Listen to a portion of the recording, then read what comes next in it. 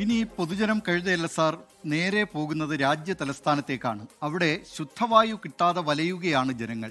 നിയന്ത്രണങ്ങൾ കാറ്റിൽ പറത്തി ദീപാവലിക്ക് പടക്കങ്ങൾ പൊട്ടിച്ചതിന് പിന്നാലെ ഉയർന്ന വായു മലിനീകരണ തോത് ഇതുവരെ കുറഞ്ഞിട്ടില്ല. മലിനീകരണം നിയന്ത്രിക്കാൻ കൃത്രിമ മഴ പെയ്യിപ്പിക്കാനുള്ള ശ്രമം പരാജയപ്പെട്ടതോടെ വാക്പോരിലേക്ക് തിരിഞ്ഞിരിക്കുകയാണ് ഡൽഹിയിൽ സർക്കാരും പ്രതിപക്ഷവും. അതേക്കുറിച്ചുള്ള റിപ്പോർട്ട് കാണാം. വായു മലിനീകരണത്താൽ ശ്വാസമുട്ടുകയാണ് രാജ്യ തലസ്ഥാനം. പുകമഞ്ഞും പൊടിയും കൂടിയതോടെ ഡൽഹിയിൽ വായു ഗുണനിലവാര സൂചിക 400-ന് മുകളിലാണ്. മുൻ വർഷങ്ങളെ അപേക്ഷിച്ച് വായു മലിനീകരണം കുറയ്ക്കാൻ കഴിഞ്ഞുവെന്നാണ് ഡൽഹി സർക്കാരിന്റെ അവകാശവാദം. അതേസമയം വായു മലിനീകരണം തടയുന്നതിനുള്ള നടപടികളിൽ സർക്കാർ നിഷ്ക്രിയമായെന്നാണ് ആം ആദ്മിയുടെയും കോൺഗ്രസിന്റെയും ആരോപണം. ഇത്തവണ ദീപാവലിക്ക് ഹരിത പടക്കങ്ങൾ പൊട്ടിക്കാൻ 3 ദിവസത്തേക്ക് സുപ്രീം കോടതി അനുമതി നൽകിയിരുന്നു. അതിന്റെ മറവിൽ സാധാരണ പടക്കങ്ങൾ തന്നെ വിപണിയിലെത്തി. ദീപാവലി ആഘോഷം ദിവസങ്ങളോളം നീണ്ടു. പഞ്ചാബിലും ഹരിയാനയിലും ഉത്തർപ്രദേശിലും വിളവെടുപ്പ് പൂർത്തിയാക്കിയ കർഷകർ കാർഷികാവശിഷ്ടങ്ങൾക്കും തീയിട്ടു. ഇതോടെ അക്ഷരാർത്ഥത്തിൽ ഗ്യാസ് ചേംബറായിരിക്കുകയാണ് രാജ്യ തലസ്ഥാനം. ജനങ്ങൾ ശ്വാസം കിട്ടാതെ വലയുന്നു. ആശുപത്രികളിൽ ശ്വാസകോശ രോഗികളുടെ തിരക്ക്. വന്നിറങ്ങിയ സമയത്ത് നമുക്ക് മനസ്സിലാവും, നമുക്ക് ഫീൽ ചെയ്യും. ശ്വാസം എടുക്കുമ്പോൾ ഒരു ബുദ്ധിമുട്ടൊക്കെ ഫീൽ ചെയ്യാറുണ്ട്. ഇപ്പം തന്നെ ചുമ വന്നുകൊണ്ടിരിക്കണായിരുന്നു. അപ്പോൾ ഇത് ഇട്ടുകൊണ്ട് കുറച്ച് കുറഞ്ഞ് ഞങ്ങൾ ഡൽഹി എത്തിയപ്പോൾ തന്നെ ഫോണിൽ അലേർട്ട് വന്ന് അൺഹെൽത്തി എയർ എന്ന് പറഞ്ഞ്. അപ്പോൾ കണ്ടപ്പത്തിന് മനസ്സിലായി ഭയങ്കര പൊല്യൂഷനാണ്. ഇപ്പോൾ ക്രോസ് ചെയ്യാൻ തന്നെ പറ്റുള്ളൂ, ഭയങ്കര വണ്ടിയാണ്. 2 ആഴ്ചയായി ഡൽഹിയിലെ വായു ഗുണനിലവാര തോത് ദിനം പ്രതി വഷളാവുകയാണ്. ഡൽഹി നഗരത്തിലെ 3 കേന്ദ്രങ്ങളിൽ ഗുരുതര വിഭാഗമായ 400-ന് മുകളിലാണ് ഇന്ന് വായു ഗുണനിലവാരം രേഖപ്പെടുത്തിയത്.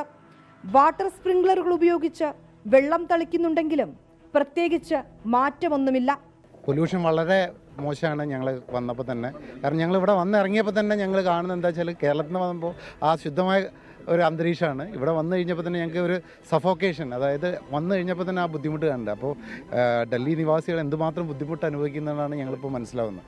അപ്പോൾ ഇതിനൊരു ശാശ്വതമായ പരിഹാരം കാണണം. അതുതന്നെയാണ് ആവശ്യം. അതായത് നമ്മളെ രാജധാനി, അതായത് ഡൽഹി കൂടുതൽ ഭംഗിയാവണം, കൂടുതൽ ടൂറിസ്റ്റിനെ ആകർഷിക്കണം. അതാണ് ഞങ്ങളൊരു ഈ ഒരു മെസ്സേജിലൂടെ ഞങ്ങൾ ഉന്നയിക്കുന്നത്. മലിനീകരണം ഉയർന്നതിന് പിന്നാലെ കൃത്രിമ മഴ പെയ്യിപ്പിച്ചു നേരിടുമെന്നായിരുന്നു സർക്കാരിന്റെ പ്രഖ്യാപനം.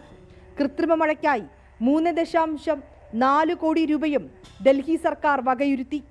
ഇതിൽ 1 കോടി രൂപ ചെലവാക്കി നടത്തിയ പരീക്ഷണം അപ്പാടെ പരാജയപ്പെട്ടു. മഞ്ഞുകാലത്ത് കൃത്രിമ മഴയ്ക്കായി ക്ലൗഡ് സീഡിംഗ് നടത്തുന്നത് ഫലപ്രദമല്ലെന്ന മുന്നറിയിപ്പ് വകവയ്ക്കാതെയായിരുന്നു കണ്ണിൽ പൊടിയിടാൻ നടത്തിയ പരീക്ഷണമെന്ന ആരോപണവുമായി കോൺഗ്രസ്. മലിനീകരണ മാപിനികളിൽ സർക്കാർ കൃത്രിമം കാണിക്കുന്നുവെന്ന പ്രചരണവുമായി ആം ആദ്മി പാർട്ടിയും രംഗത്തെത്തി.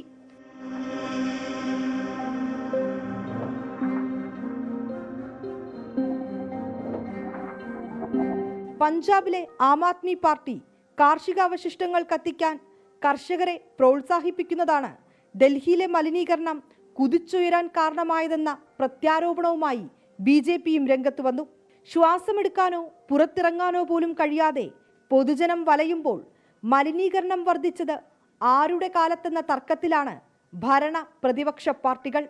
ഡീസൽ ജനറേറ്ററുകൾക്കും നിർമ്മാണ പ്രവർത്തനങ്ങൾക്കും ചരക്ക് വാഹനങ്ങൾക്കും നിയന്ത്രണം ഏർപ്പെടുത്തിയെങ്കിലും മലിനീകരണ തോതിൽ ഇതുവരെ കാര്യമായ കുറവൊന്നും ഉണ്ടായിട്ടില്ലെന്നാണ് ഓരോ ദിവസത്തെയും കണക്കുകൾ കാണിക്കുന്നത്.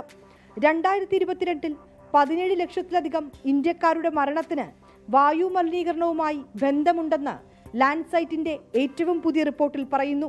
ലോകത്ത് തന്നെ ഏറ്റവും മലിനമായ വായുവുള്ള പ്രദേശങ്ങളുടെ പട്ടികയുടെ മുകൾ ഭാഗത്ത് നമ്മുടെ രാജ്യ തലസ്ഥാനം ഇടം പിടിക്കുമ്പോൾ പരിഹാരം ഇന്നും ഏറെ അകലെയാണ്.